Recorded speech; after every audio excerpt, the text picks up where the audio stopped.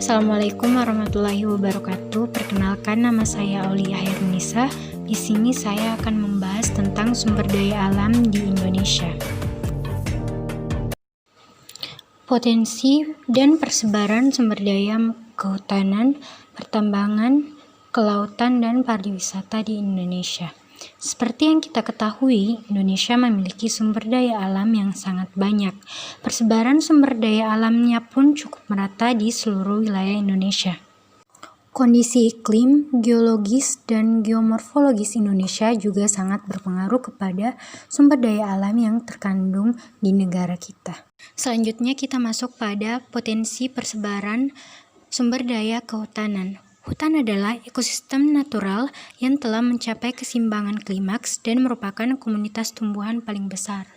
Potensi sumber daya alam kehutanan sangat menjanjikan, di mana berdasarkan data Badan Pusat Statistik tahun 2018, luas hutan Indonesia yaitu 120,6 juta hektar. Selain difungsikan sebagai kawasan konservasi, hutan juga dimanfaatkan sebagai hutan produksi.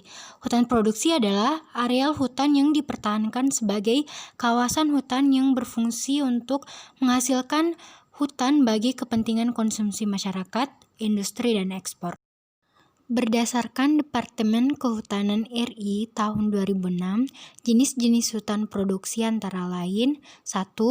Hutan produksi terbatas atau HPT adalah hutan yang hanya dapat dieksploitasi dengan cara tebang pilih. 2. Hutan produksi tetap atau HP adalah hutan yang dapat dieksploitasi dengan perlakuan cara tebang pilih maupun dengan cara tebang habis. 3. Hutan produksi yang dikonversi atau HPK adalah kawasan hutan yang secara ruang dicadangkan untuk digunakan bagi pengembangan transmigrasi, permukiman, pertanian, dan perkebunan. Kawasan hutan terbesar secara merata di Indonesia baik berfungsi sebagai hutan konservasi maupun hutan produksi. Persebaran sumber daya alam ini sebagai berikut. 1. Hutan lindung seluas 29,7 juta hektar. Persebarannya berada di Papua, Kalimantan Timur, Kalimantan Utara, dan Kalimantan Barat. 2. Hutan produksi terbatas atau HPT seluas 28,8 juta hektar. Persebaran HPT terdapat di Papua, Kalimantan Timur, Kalimantan Utara, Kalimantan Tengah, dan Kalimantan Barat. 3. Hutan produksi tetap atau HP seluas 29,2 juta hektar. Persebaran HP terdapat di Papua, Kalimantan Timur, Kalimantan Utara, dan Kalimantan Tengah. 4. Hutan produksi yang dikonversi atau HPK seluas 12,8 juta hektar.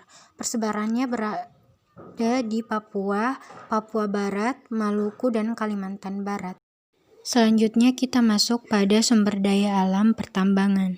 Potensi sumber daya alam pertambangan sebagian besar merupakan sumber daya yang tidak dapat diperbarui seperti minyak bumi, batu bara, gas bumi, dan biji logam. Minyak bumi berasal dari mikroplankton yang mati yang terdapat di danau, rawa, teluk, dan laut dangkal, kemudian mengendap, terkubur, dan membatu. Batuan ini berubah menjadi minyak bumi setelah mendapatkan tekanan dari lapisan atasnya dan panas magma selama 600 sampai 70 tahun.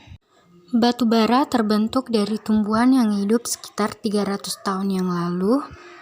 Tumbuhan tersebut terbenam tanah, lalu mendapat tekanan yang keras sehingga menjadi semacam batuan. Batuan tersebut dalam waktu yang sangat lama mengalami proses karbonisasi atau pengarangan. Gas bumi dihasilkan sejak tahun 1968. Gas bumi berasal dari perut bumi yang terbentuk bersamaan dengan minyak bumi. Dan terakhir, biji logam atau mineral adalah mineral yang terdiri atas satu jenis logam ataupun asosiasi unsur logam. Sumber daya alam yang ketiga yaitu kelautan. Aspek kelautan sangat besar, diantaranya perikanan, tambang, dan pariwisata. Letak Indonesia yang berada di iklim tropis memiliki suhu yang hangat yang membuat terumbu karang dapat berkembang secara optimal. Di dalam laut Indonesia terdapat kurang lebih 2.500 jenis ikan, 2.500 jenis kerang-kerangan, cumi-cumi dan gurita, dan 1.500 jenis udang hidup di kawasan terumbu karang. Laut juga mengandung potensi sumber daya energi seperti minyak bumi dan gas bumi. Pariwisata laut juga merupakan potensi yang perlu dikembangkan. Pantai maupun bawah laut menjadi tujuan wisata yang digemari oleh masyarakat. Sumber daya alam yang terakhir yaitu pariwisata. Indonesia tidak hanya kaya akan sumber daya alamnya, namun, Indonesia terdiri dari hutan, laut, dan sungai yang menghasilkan pula potensi wisata alam yang luar biasa. Wisata alam pada dasarnya menyuguhkan keindahan panorama alam.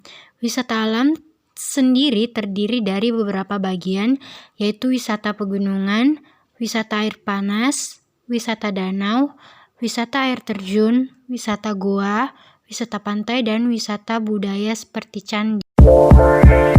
Sekian pembahasan dari saya, kurang dan lebihnya mohon dimaafkan. Wabillahi taufiq wal hidayah. Wassalamualaikum warahmatullahi wabarakatuh.